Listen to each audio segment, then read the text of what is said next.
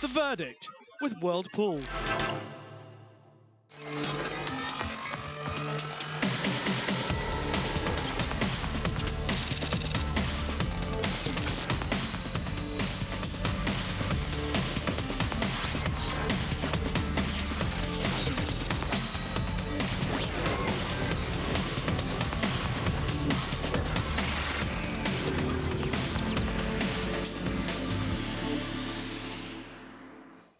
Hello everybody, welcome to this week's edition of The Verdict. We have a packed show for you today, which will take us from Kempton to Caulfield, and of course we will be majoring on the action at Ascot on Saturday. I'm delighted to say that I'm joined by my colleague Josh Kerr for the duration of The Verdict to analyse all of the action, starting at Kempton Park with a really interesting two-year-old performance. Let's have a look at the winners for Kempton on Wednesday last week. Lip Sync taking the opener. Talk of New York's the horse who we will concentrate on. Boy, was he impressive, and he has been the talk of the racing world since this performance. His time was 1:38.46, 1.06 above the Racing Post standards. All of those times are pretty good. Bar Warrior King over 2 miles. Yes, the Kempton Crawl over 2 miles. A very slow time, which brings the Race IQ average down a little bit. We'll have a look at their time index now and see how Talk of New York stands up against all of the other winners. 9 out of 10. This is a good final time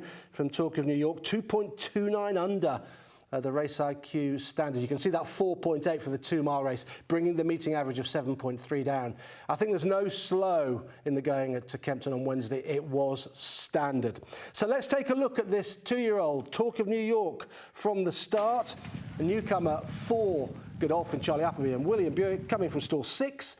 Beats Go Rimbo from 7 and Impossible Mission from stall number 3. He jumped pretty well from the stalls. He was second fastest to 20 miles an hour, 2.45 seconds it took him. He was then reined back, Josh, off what was quite a steady gallop.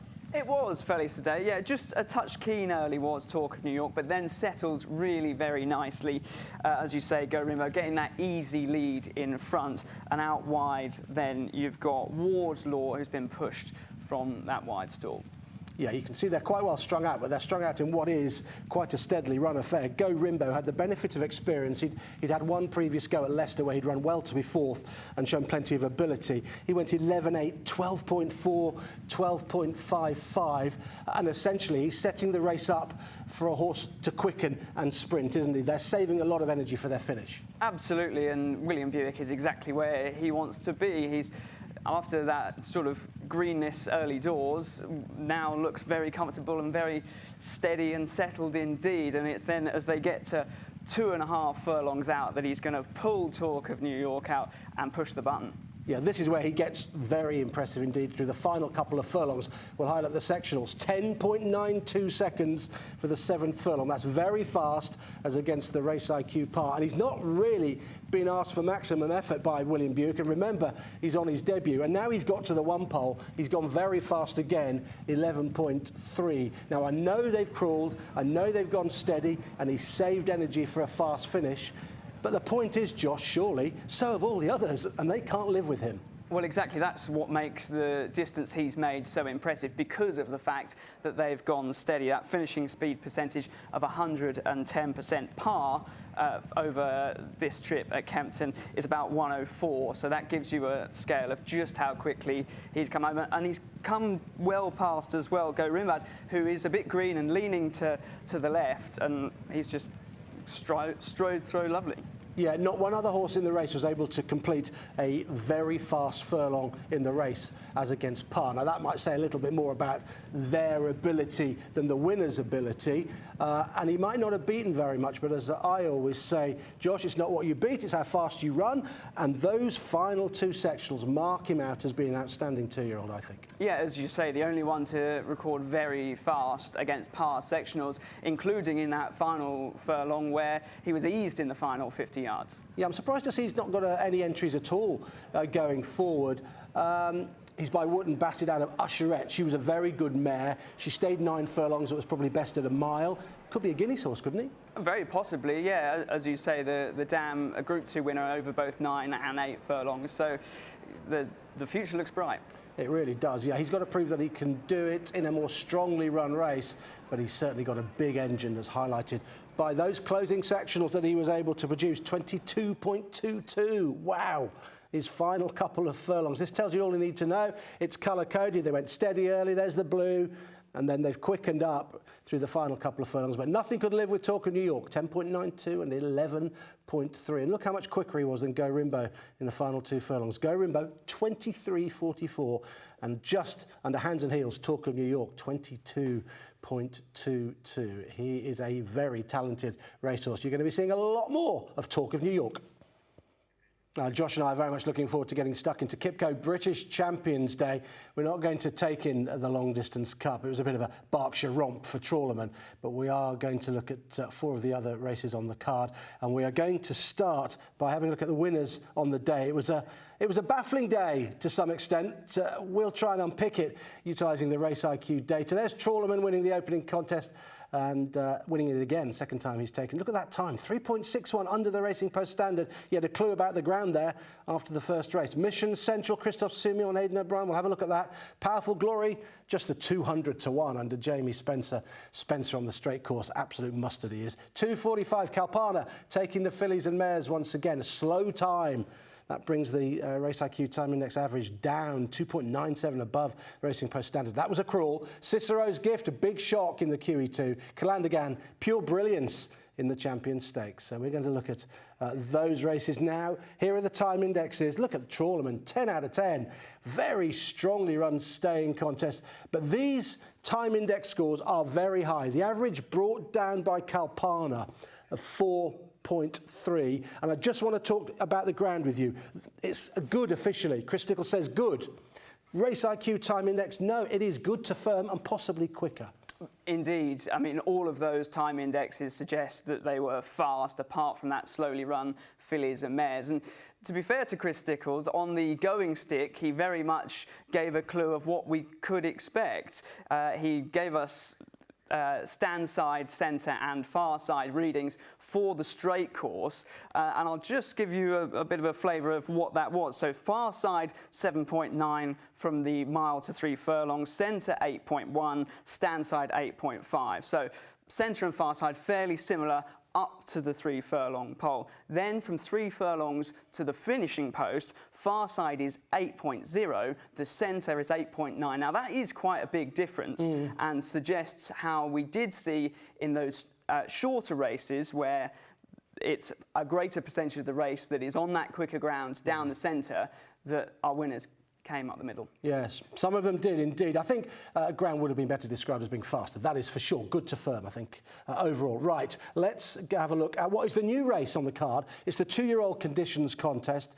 An interesting race taken by the Aidan O'Brien team. Mission Central from stall 7 beats Ardesia from 10. Words of Truth from stall number 3. One horse completely misses the break. Siren Sweet, and then she gets rushed up and she's quite keen thereafter. The winner out of the stall's okay, 2.83 seconds to 20 miles an hour, so 5th fastest. Pick up Division, red cap, green sleeves, middle of the field, hard to see from here, in about 4th place. Way too keen, Division. Ran pretty well actually to finish 5th, but too keen. This was quite a strongly run race. Simeon happy to track the pace, and he was a little bit more patient on Mission Central than he'd been at Doncaster on the previous start. Yeah, absolutely. And it's all about really the 2nd furlong because, as you mentioned, Division being keen and pulls James Doyle to the front. But I can tell you that Division, who was fastest in the 2nd furlong, was the best of the top 5 horses as far as coming home. The slowest 5 horses, of which Mission Central was 2nd slowest in that furlong, well, they all came home 4th, 1st, 10th, 3rd and 2nd. Evenly run race. The finishing speed percentage almost bang on what you'd expect. 99.28. The par 99.99, and the winner good enough to win despite being slow in the final furlong. 12.84. He carries his head high, he carries it proud. He did so when he won at the Curragh. He did so in defeat at Doncaster last time, but it doesn't stop him going forward. And he was able to pick up 3 out when he ran an 11.22 second furlong that took him to the front.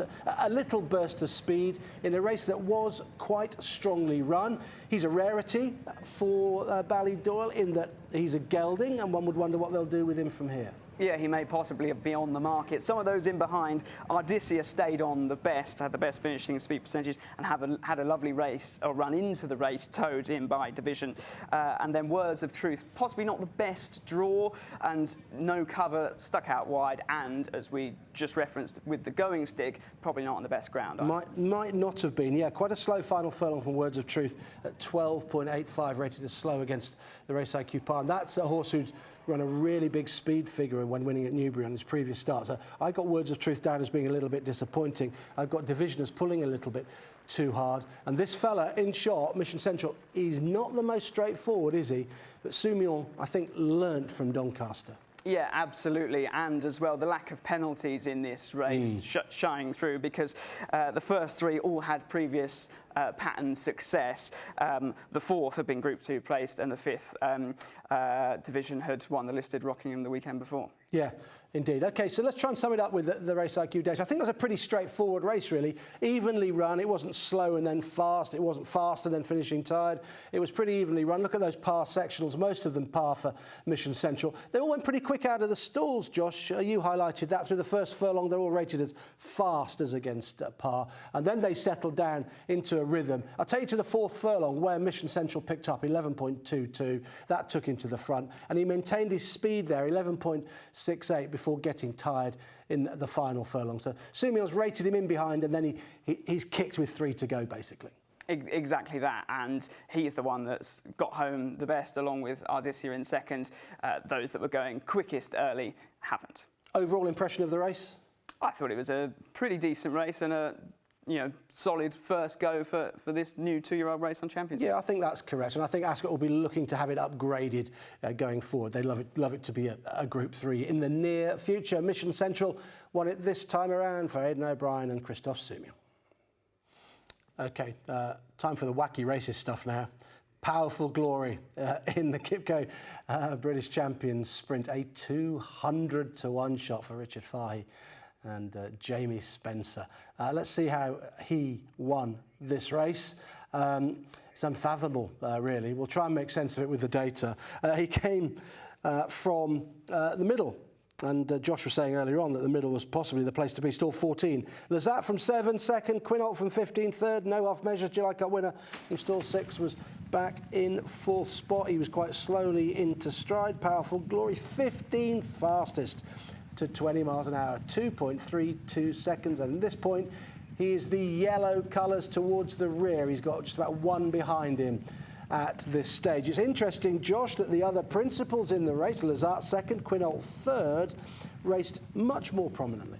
Yeah, it's very much a case of contrasting styles, and you can do different things to get nearly the same result. This is nearly a perfect ride on Lazat by James Doyle, because he's done very even fractions, but he's got done. Yeah, you can see where he is there, Jamie Spencer. He's got plenty to do. Lazat is prominent far side. Quinault is making the running stand side.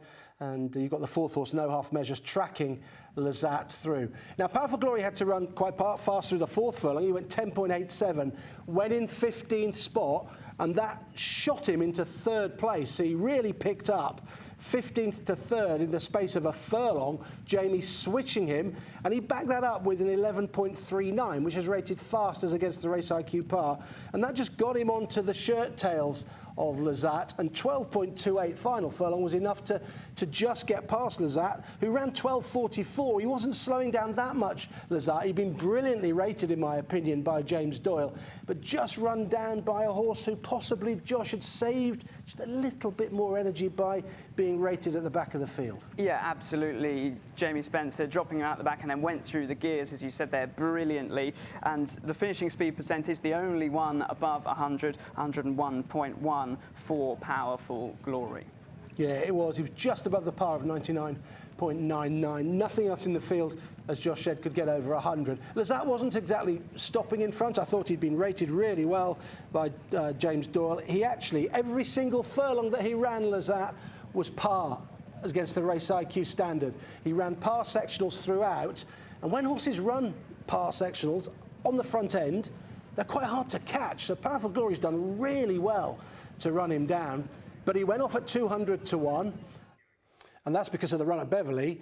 It was just a conditioned stakes. He finished 5th to Elegant Erin. That was after they tweaked his wind a little bit, but on the back of that, you couldn't have predicted this. No, you didn't back him. I certainly didn't back him, and not many did. Although when you listen to Richard Fahey explain the horse's run through this year after the race, it all sounded very obvious and very straightforward. But there's no doubting this was very much a career best from Powerful Glory. Had never run a sub 11-second furlong before, and then 2 came along at once and shaped the best, because all in previous runs so far, fastest furlong had come in the 2nd furlong, this time later on.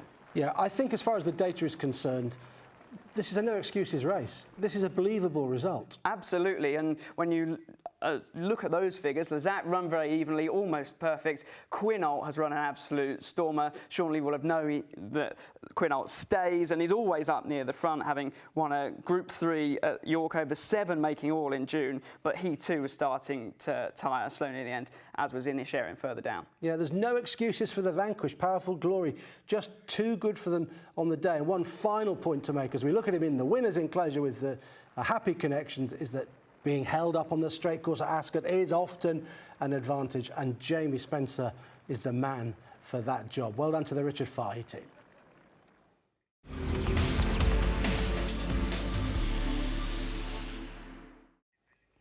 OK, let's move on to the Qipco British Champions Fillies and Mares Stakes over 1.5 miles. I want to remind you of the Race IQ time index for this particular race, because it was a very slow time. It only garnered a score of 4.3. All of the other times on the card were much faster, this bringing the meeting average down to 8.3. And this slow time is a function of pace. As I always say, pace makes the race, and that was certainly the case here with Kalpana, who was winning the race for the 2nd year in succession. Let's have a look and see how she did it and talk about the pace of the race, because that is so important. She came from 7, she beat a Strange from 1, Kwisi Sana came from stall 5, back in 3rd place. She broke OK from the stalls, 0 to 20 miles an hour. She was 2nd fastest. Colin Keane happy to adopt a position very close to a sedentary pace, and it was Ballet Slippers, Josh, who took them along. And as we look at the finishing speed percentage of 110.5, that tells you an awful lot about what happened in this race. Yes, the advertised distance 1 mile 4, but they only sprinted for 4 furlongs of it. But in this early stage, some of these horses are sort of running their race. Kwisi Sana, who comes home 3rd, Estrange 2nd, and One Look, who comes home 9th. All of those want to go much quicker than they're being allowed to. Estrange then ends up settling the best of that trio, but very much that Kalpana is exactly where she wants to be. Ballet Slippers took them through 11.87 second furlong, and then 12.57, 12.9. That's pretty pedestrian, but look at this, 13.47 after that.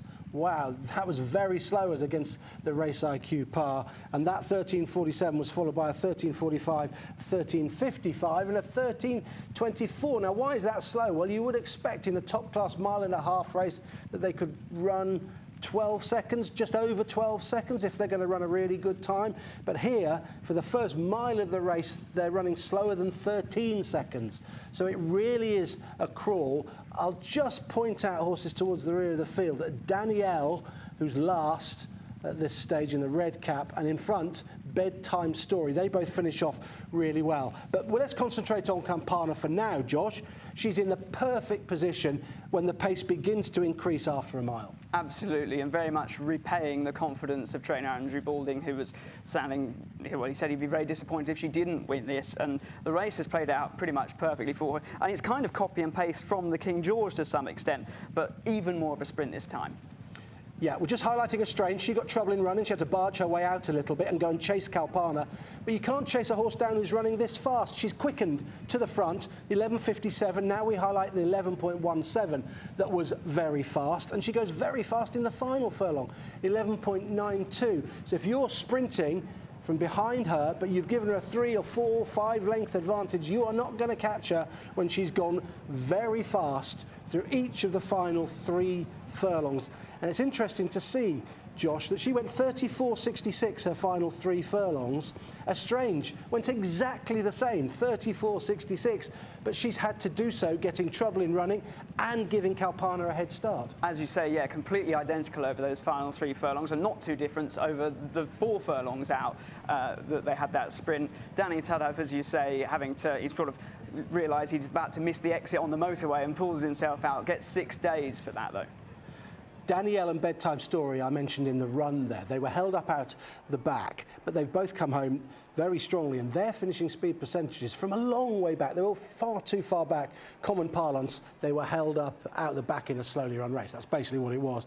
But they've come home quicker than the winner, both of them. Yeah, Bedtime Story, plenty of credit there because of how quickly she has come home. But Christophe Soumont just has too much to do given that slow pace. Bedtime Story might be heading to Delmar for the Fillies and Mares. She'd be quite interesting there because she's shaped really well here, held up out of the back, got a bit of trouble in running, and you can see her there on the rail in 4th spot. But this worked out absolutely perfectly in terms of pace and position for Kalpana. I think she deserved this really, because she'd been pretty unlucky in the arc. She got a bad draw, she got a wide slot through the race, she was forced even wider on the bend, and she actually flashed a couple of really fast furlongs in the arc actually to try and get into contention, which showed all of her ability was intact, and she's gone on to take this as, what, 10 days later. It's a good effort. Absolutely, yeah. It didn't go to plan in Paris, and plenty of people say you can't turn around from the arc to Champions Day. This suggesting that that's not necessarily true.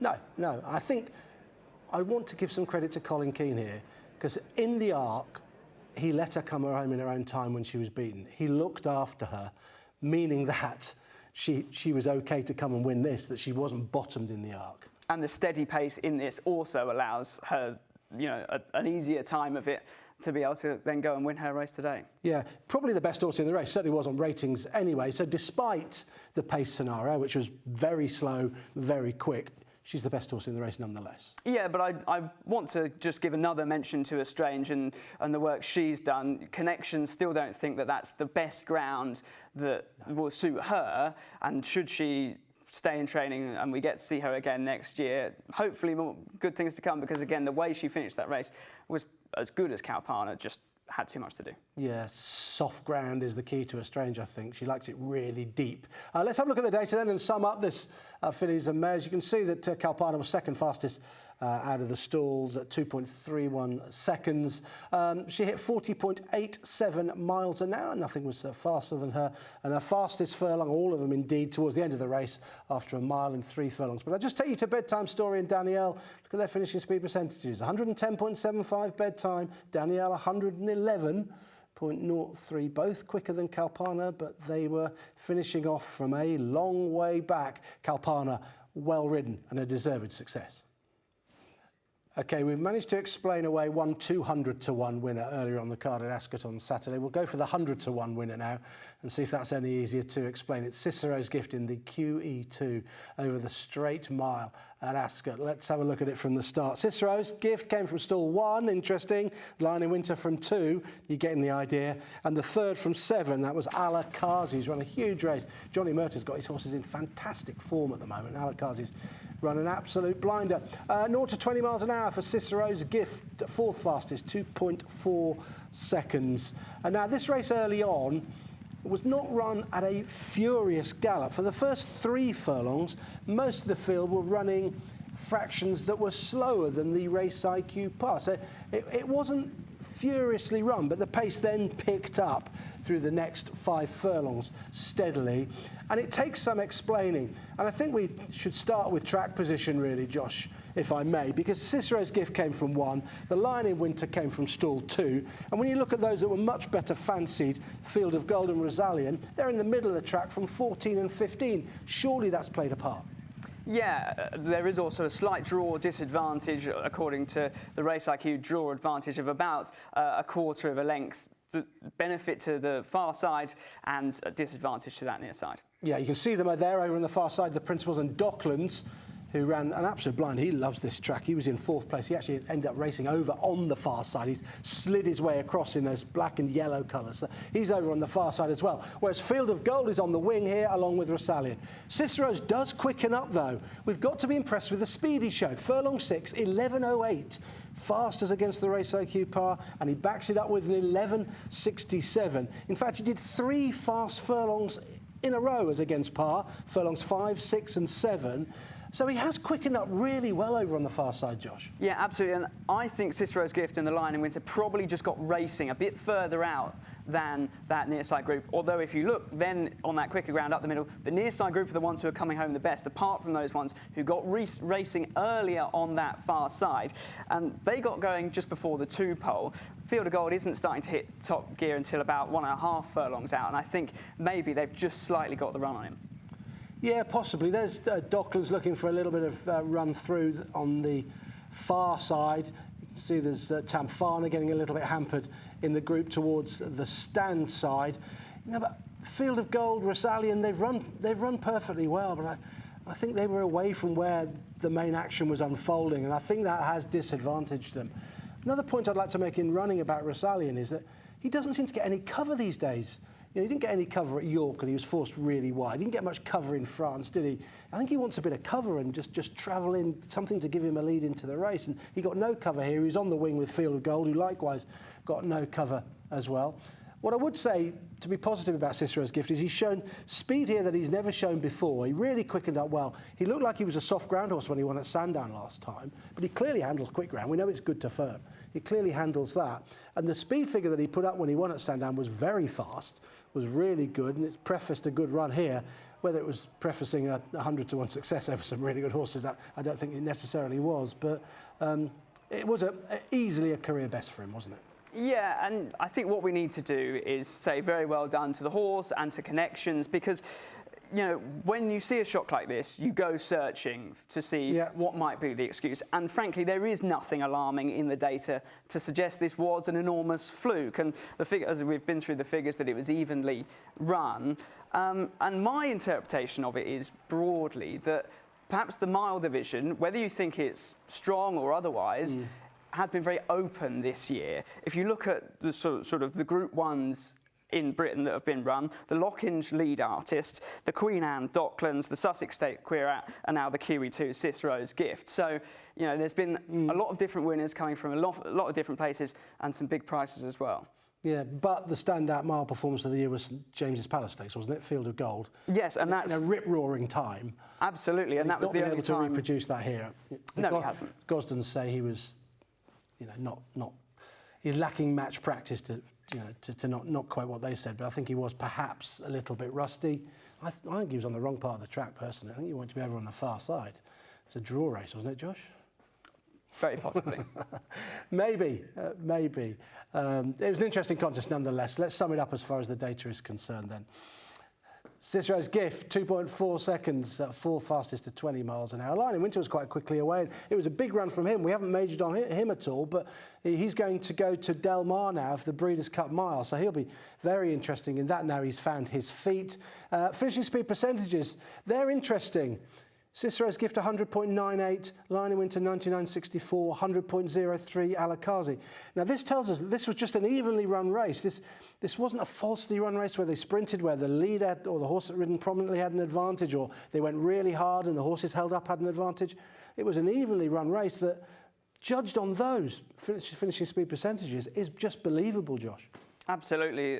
As we said, there is no alarming anomaly in that data that makes you go, this is a huge fluke. Well done to Charlie Hills and the Cicero's Gift team. A remarkable success in the QE2.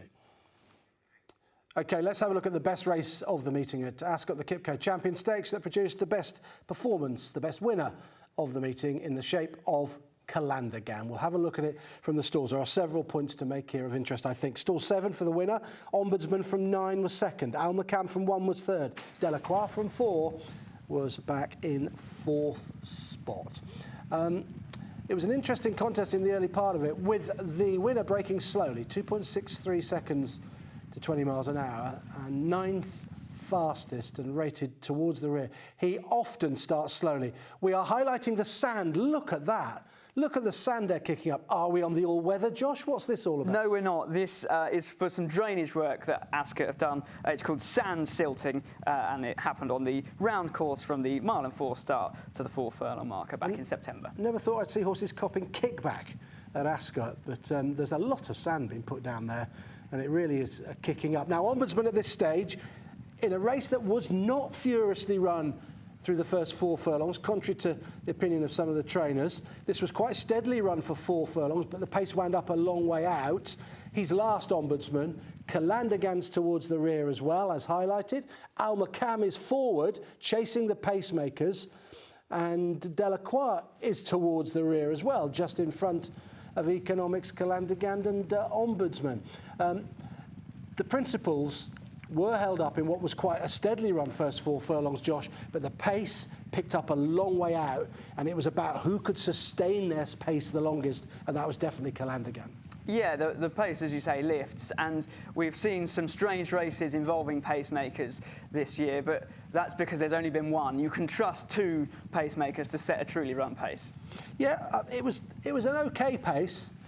They weakened pretty quickly, the pacemakers, out of it. Al-Makam nicely placed in 3rd spot. Look at the finishing speed percentage for Calandigan, 105.77, so he's above par, which is 102.08, and that's because he's got loads of speed, this horse. Here he goes, furlong 8, a very fast furlong of 11.34.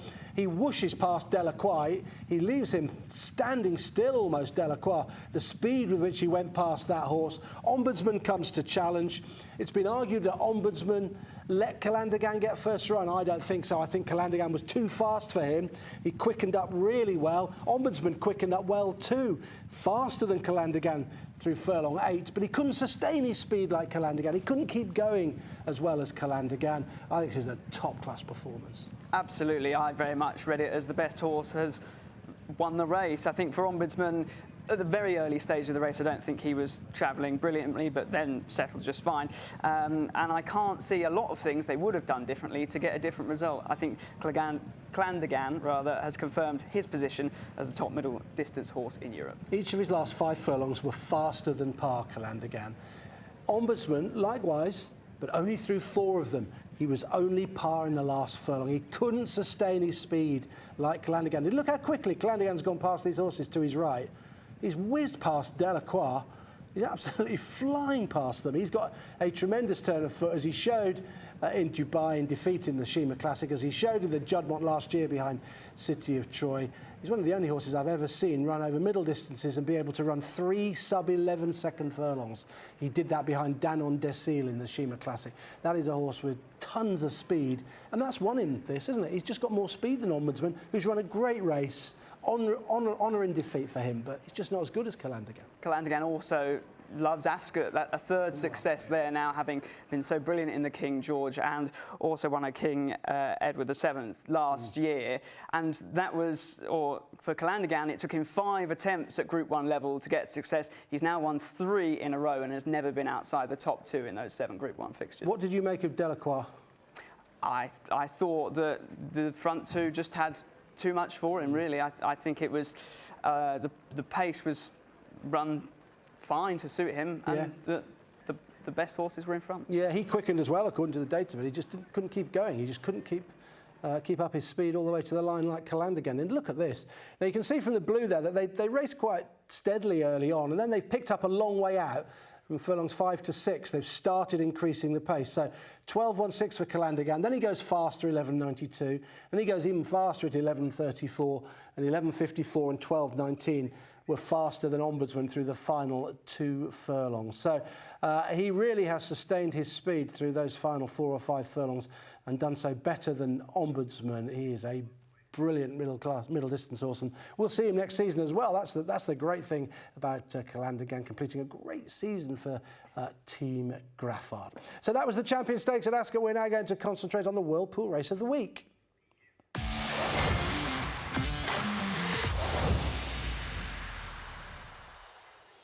And for the Whirlpool Race of the Week, we're going to take you to Australia for the Caulfield Cup.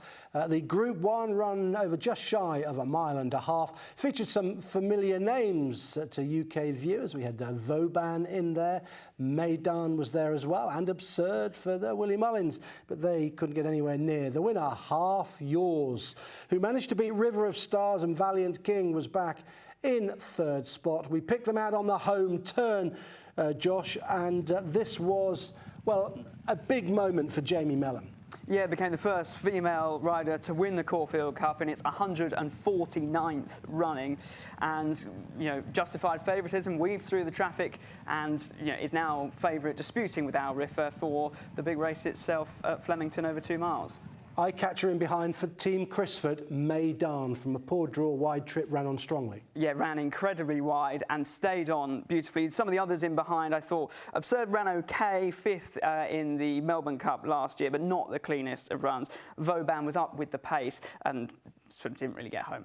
Yeah. Jamie Mellon making history in the Caulfield Cup on Half Yours, who's now favourite for the Melbourne Cup. That's the Whirlpool Race of the Week.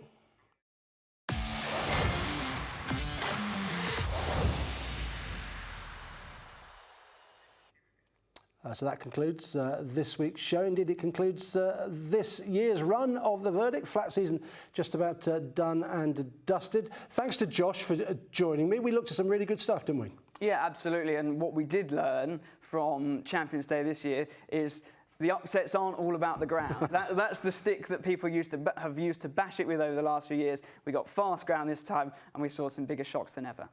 And finally, everyone will become a believer in Calandagan.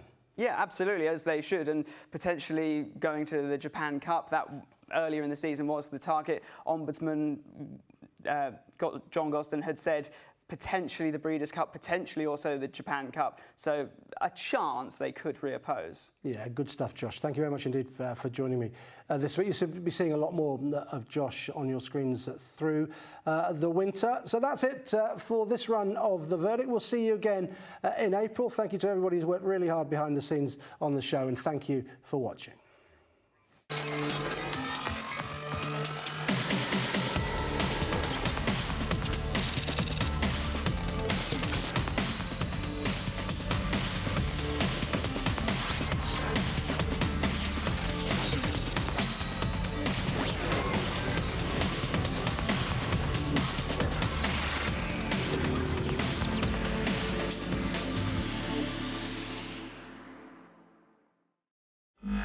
The Verdict with Whirlpool. Watch live racing now on racingtv.com.